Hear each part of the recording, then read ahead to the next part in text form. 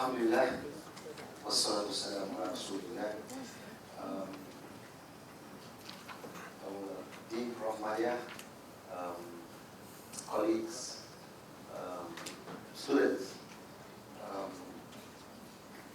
welcome to this half-day workshop that we are organizing as part of the research grant that is looking at this exact topic, zakat and wakaf, or wakaf and zakat, in the development of small and medium enterprises. Just a little bit of background to the project, maybe for the benefit of our speakers and to those who don't know. The Center for Islamic Economics, we have been doing quite a bit of research in the area of wakaf, less in zakat, but all our topics have been in the, you could say, the application of wakaf and zakat. So we had, for example, a research project that tried to develop a three-sector model for the economy. Usually when we study economics, we talk about public sector and private sector. Not enough emphasis is given on this very important third sector, which is actually there in society, but sometimes not formally recognized when we teach in our classes. So we were trying to see how we could actually formally bring in the third sector. And so for those of you who study macroeconomics, you will know the circular flow diagram. So how do we bring in the voluntary sector into that, formal modeling of the economy?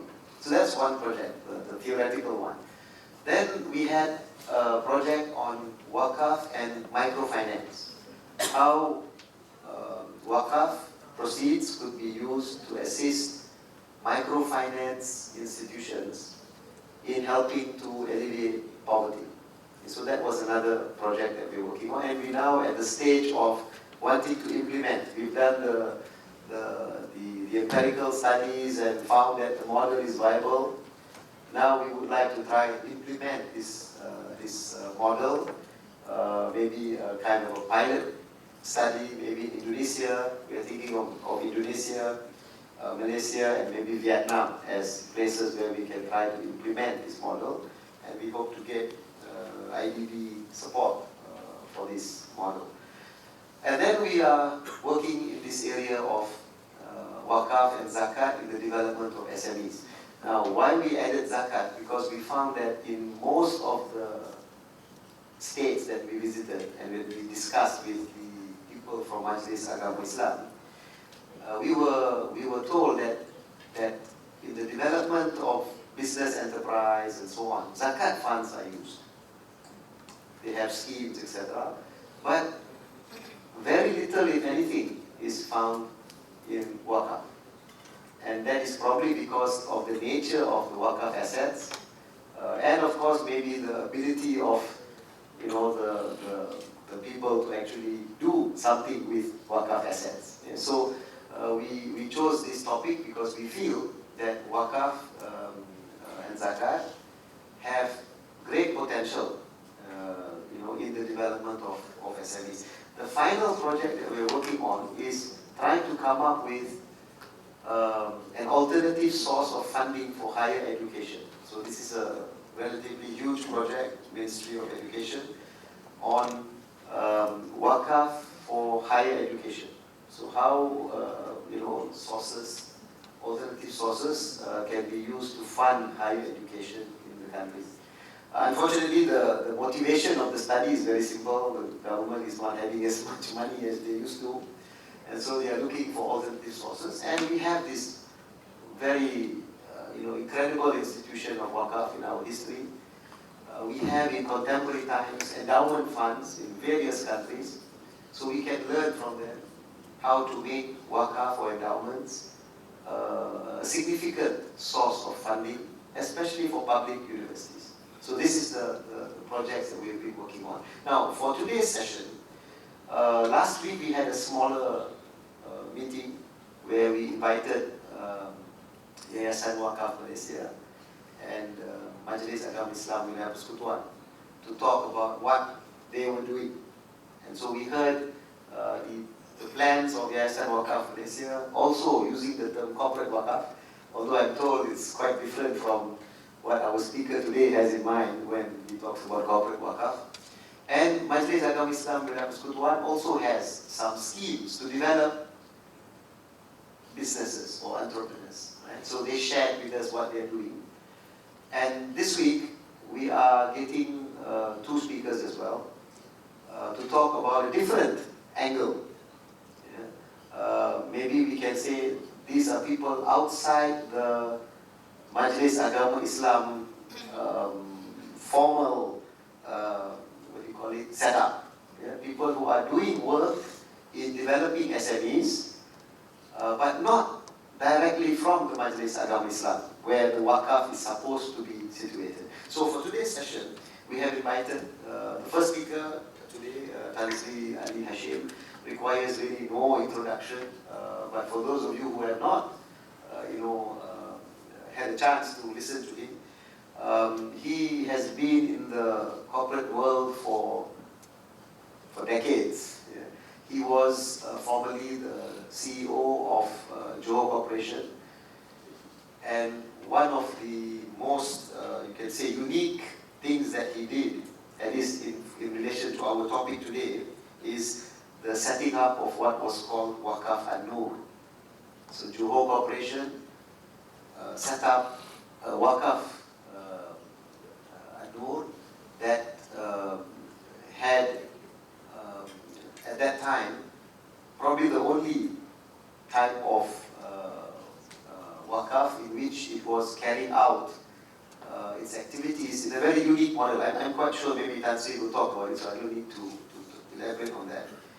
And since he left Johor Corporation, he is now very active still in the development of businesses.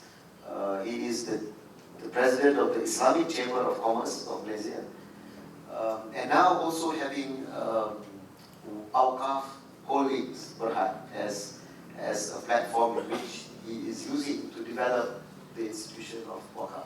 So really a man with a lot of experience. And he will be speaking to us on this topic.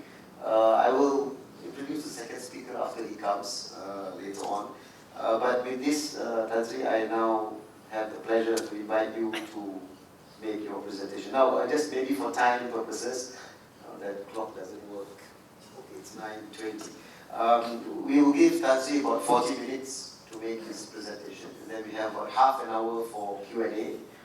And then we have the second presenter, another 40 minutes and half an hour, and then we will open for general discussion. All right, so with that, Tan Sri, the floor. Bismillahirrahmanirrahim. Assalamualaikum warahmatullahi wabarakatuh. Alhamdulillah rabbil alamin wassalatu wassalamu ala asyrafil mursalin wa ala alihi wasallam. Professor Dr. Aslam, Director Presenter, I first met Dr. Aslam at one of the earliest Wakaf seminars that we organized in Johor. And that means we go a long way back, more than, I think, almost 3 decades by now. Now, more than 2 decades, actually. Almost 3 decades, we go older than me. Dean, Professor Maria, ladies and gentlemen, thank you very much to the Center for inviting me this morning. And the theme of this forum, I'm told, is Wakaf and Zakat, development of SMEs. And the focus of my presentation, therefore, is going to be on this subject of corporate Wakaf, which Prof. Aslam mentioned just now, and particularly in relation to development of SMEs. But if I may, I would like all of you to try to foresee corporate Wakaf in a totally different light. Professor Aslam mentioned about the need for us to enhance the so-called third sector.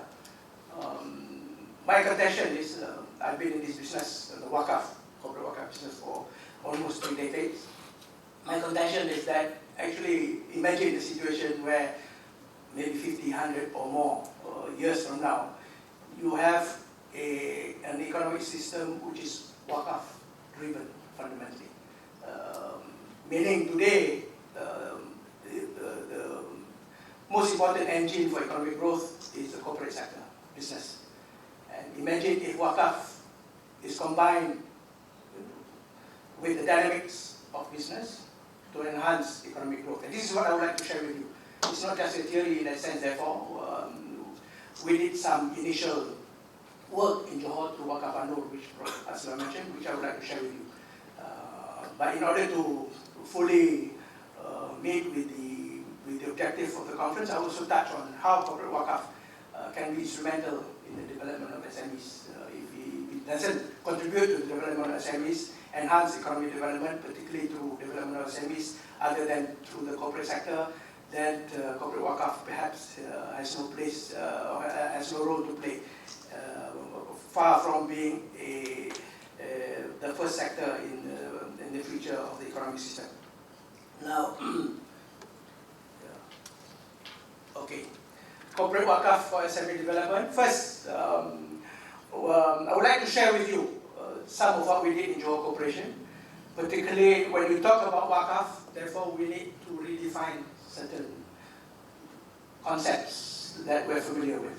The first that we did in Johor was to redefine entrepreneurship, and we call it our entrepreneur approach, particularly with regard to SME development program, which I will share with you.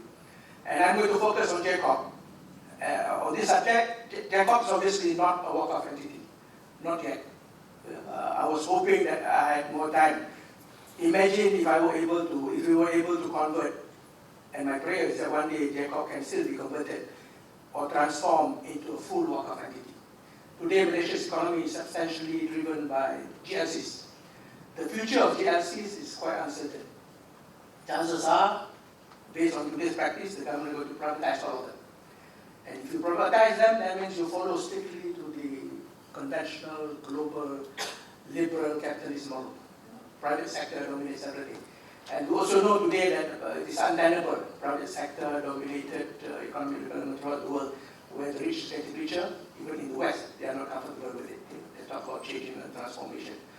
So I think, unfortunately, Muslim countries, including Malaysia, jump blindly onto the capitalist, global capitalist bandwagon, unthinkingly. And as a result, today we see all the conflicts that are happening, among the root causes of which are gross disparity between the rich and the poor. And it's happening in all Muslim countries, and it's worse when it happens in Muslim countries because we do not have the institutions to try to bridge the gaps that are present in some Western countries. Right now, we therefore need to think about that. JCOP, in this regard, is still a GLC and a government-linked corporation, and hence we need, just like any other GLCs, they need to think about their future. Are they going to remain GLC, or are they going to be privatized, or is there another alternative? Wakaf corporation concept, corporate Wakaf concept is really about another alternative that we need to look at, that I would like to share with you. And secondly, I will be talking about Wakaf corporation as SME catalyst in particular. Mention was made by Professor Aslam of Wakaf Anur Corporation, which I will be sharing with you how we started it, what it has done, what it has achieved, and so on and so forth, and perhaps venture to suggest what its future will be. And finally, just a thought at this stage. This is going to be a long road. It's a marathon. It's a long haul. We're talking about, in my mind, 50, 100 or more years perhaps. Building a Wakaf-driven business economic business ecosystem. Why is this necessary? Precisely because of what I said earlier, because of the weaknesses that we see in the current economic system, disparities, divides, and so on and so forth. So Wakaf Corporation is can perhaps be, in my view, regarded as an institutional strategy for economic transformation, to start off, particularly in Malaysia. Now, just as a matter of interest, Alhamdulillah, recently I've been appointed as a member of the Malaysian Islamic Consultative Council, established by the government, chaired by the Deputy Prime Minister. So, and among the things that we have discussed, and the initiative number one that we're talking about, that we have recommended to the government, is to consider transforming the economic system, particularly on the need to integrate Islamic values of Rabbaniyah and Istiqlal into the economic system. Focus mainly on the concept that wealth and everything, business, assets and so on, actually fundamentally belongs to Allah subhanahu wa ta'ala, and we are just vicegerents or khalifas or trustees to manage them. And 2 strategic trusts were recommended. This is being seriously considered by the council. The first of which is establishment of Wakaf corporations as one of the principal drivers perhaps of the economic system for transformation. And secondly, a concept of what we call as economic or business jihad, both of which now are major, what do you call that, agendas driven by the Malaysian Islamic Chamber of Commerce, of which I am the president. But let's go back, let's look at Johor Corporation, what kind of animal it is. When I left, it had 280 companies. I think by now it probably either have more or less, but it's sizable. They have now more than 15 billion ringgit in terms of assets. More than 65,000 employees. This is the situation when I left in 2010.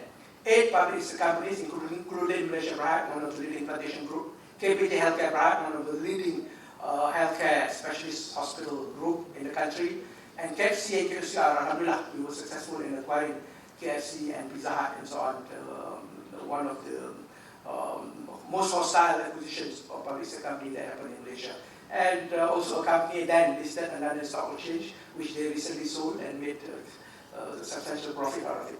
Market cap when I left was about 18.1 billion of total shares. Jacob's portion would be about 9 billion ringgit.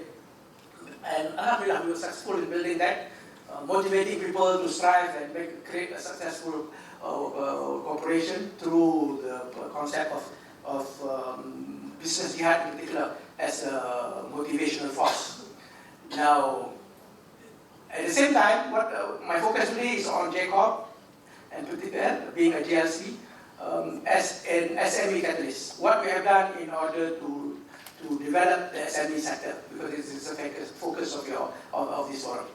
Now, let me, before I go to the SME side, just quickly describe our corporate concept, which is not just a conventional, even before the corporate Wakaf was introduced, we already changed a few things. Most of all, as I said earlier, to redefine entrepreneurship. Because entrepreneurship as defined today conventionally, obviously fundamentally relates to ownership, if possible 100% of the enterprise by the entrepreneur, or sometimes less than that. But ownership is fundamental. So, and that ownership is of course personal and private in terms of nature. And that is the root cause of the rich getting richer and poor getting poorer, and excluding the masses of the people from the riches of a particular country. Now, in Johor Corporation, we thought about it and we said, no, we cannot go around the same interpretation or definition of entrepreneurship. So we developed over the years an entrepreneurial corporate organization generating sustainable businesses. It must be business driven under the leadership of what we call as intrapreneurs. Entrepreneuring is not new. It's not something that we created, but we applied it specifically to fit our need and leading towards a Wakaf corporation. Wakaf corporation means the fundamental part of the ownership is vested in Allah subhanahu wa ta'ala, as you all know. And how do you therefore synchronize that, correlate that with the role of entrepreneur? So, based on the current definition, if the current definition says the entrepreneur must own, then there's a conflict there between ownership in God, in the hands of God and so on. So we decided, look, go for entrepreneurship. You can give them individual ownership, but up to a certain extent. The rest is, say, Wakaf. And this was what we did before we introduced the corporate Wakaf concept.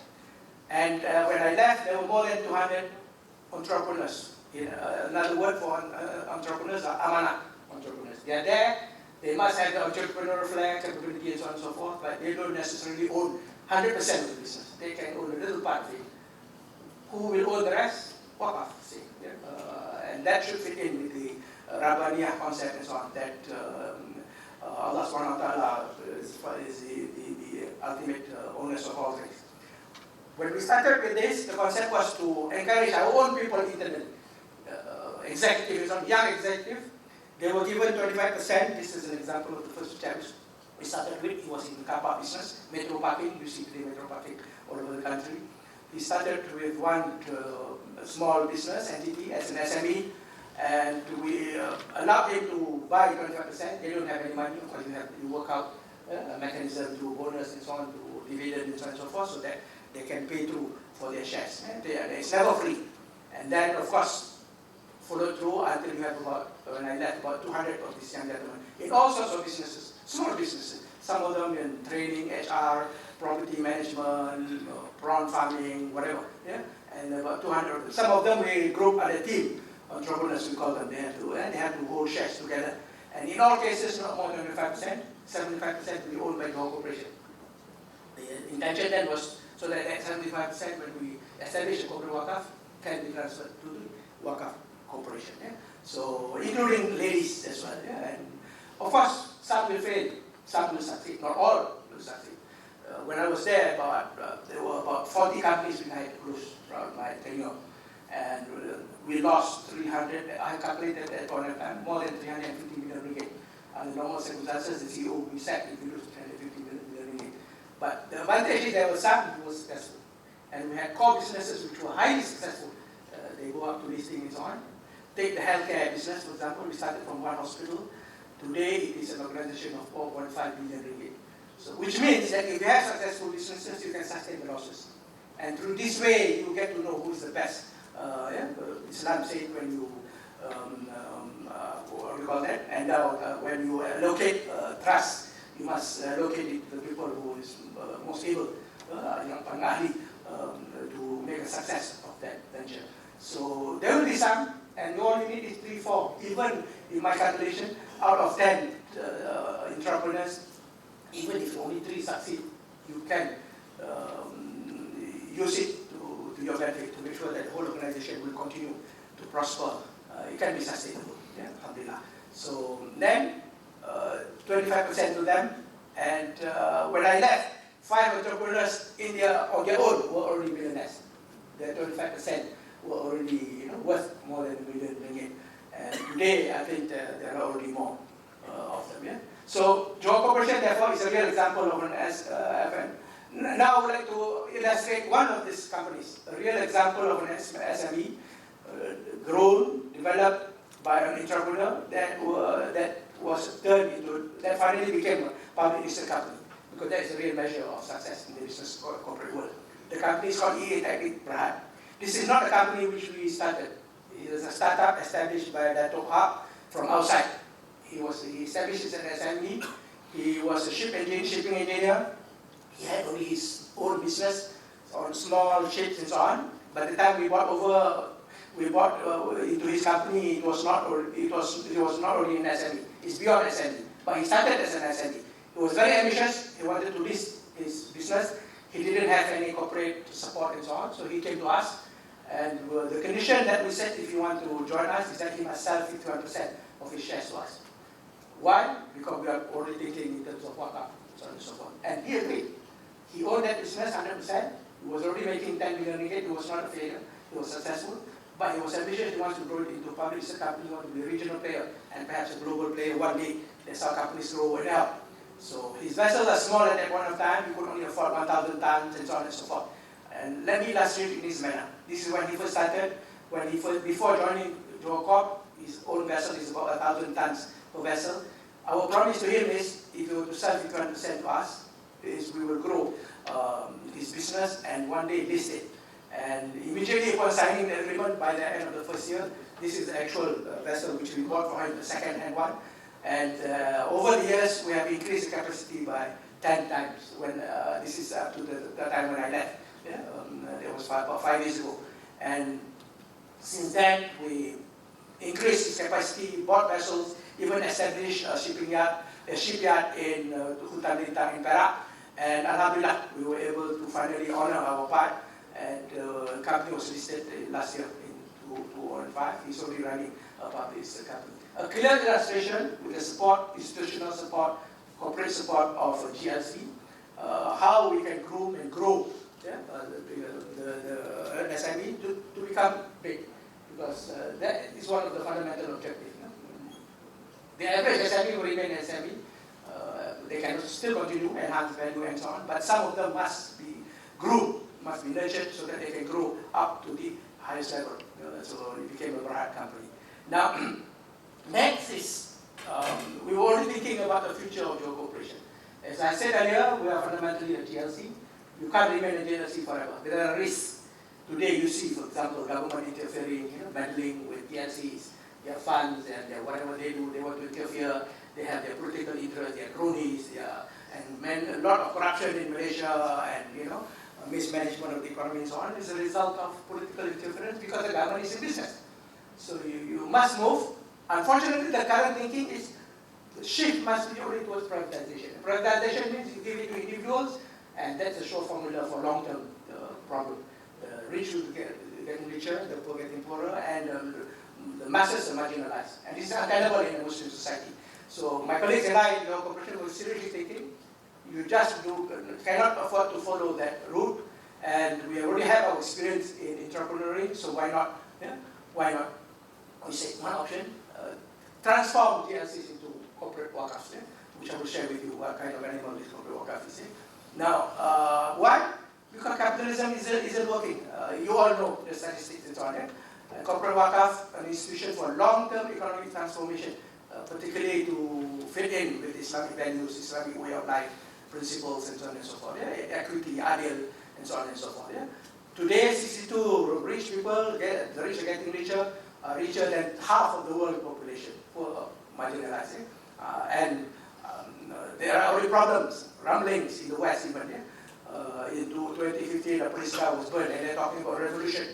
And I think part of the reason why the West is attacking Islamic countries is sometimes to divert attention of the old people from the own problem that they have. That's my belief in that respect. So, in order to make a success of corporate wakaf, we need to focus on three fundamentals. You need to redefine, as I said earlier, entrepreneurship. Hence, our experience in entrepreneurship helps. You need to rebuild, reinvent the corporation. You need a new corporate architecture. Today, I don't have time to go into this. And of course, you need ownership shift. And perhaps, God given, so far as Muslims are concerned, what if situation?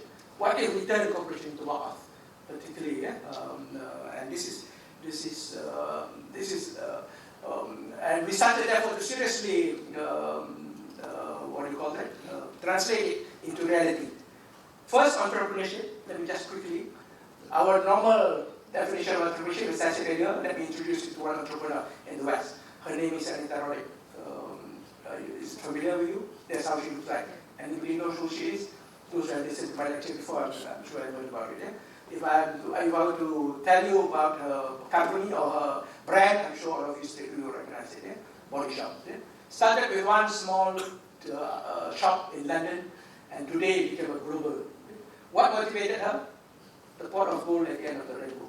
She worked hard, and this is a conventional capitalist model. Everybody wants to get rich, super rich, and so on and so forth. This was what drove her. Sold Body Shop to MNC, made 3.3 billion at that point of time in 2006, and became the fourth richest woman in Britain. And this is the fundamental similar motivation that drives all entrepreneurs, Muslims included. But let me introduce to you now Anita Roddick of Malaysia. And she is constituency designer. Why do I compare her with Anita Roddick? Because they are about the same. They started from one small, start small as an SME and so on, and later on became, in her case, regional. She is not a multi-billionaire, by the way, unlike Anita Roddick, because her business is owned by Johor Corporation, which was later on intended to be transferred into wakaf ownership. But, well, she had her own accolades. She was recognized Malaysian CEO of the year 2009 and so on, became a dancer when she retired. Her company is KPD Healthcare Berhad. I chose her because it's about the same size. Slightly bigger. Today it's only 4.5 billion compared with Anita Roddick's Body Shop. It's comparable. She was then, a few years ago, 59. I didn't check the latest company number 59 in terms of ranking, in terms of assets, in terms of market cap in the Bursa. Now, again, started with one hospital, 6 specialists, very modest. It was not an SME because the capital was capital intensive, but she grew it, and today they have more than 1,200 specialists. And 60% of them are non-Muslims, Chinese, Indian, and so forth. It doesn't matter. I stress that point because when we talk about Wakaf, it is absolutely not exclusive to Muslims in terms of its benefit. Yeah? They also run a chain of Wakaf hospital and clinic. They have 22 today. I think they added 3 more, 25 throughout Malaysia, including Kelantan, Penang, and so on. Yeah? And listed in 1994. The point is, she was able to build this business equivalent to the size of anti-terrorism without that pot of gold. She's not a billionaire, but her last drawn salary, I think, it's public knowledge because it's a public company, was about 200K a month. And at 200K a month, surely you manage your income well, you can become a billionaire. Yeah? But integrating amanah into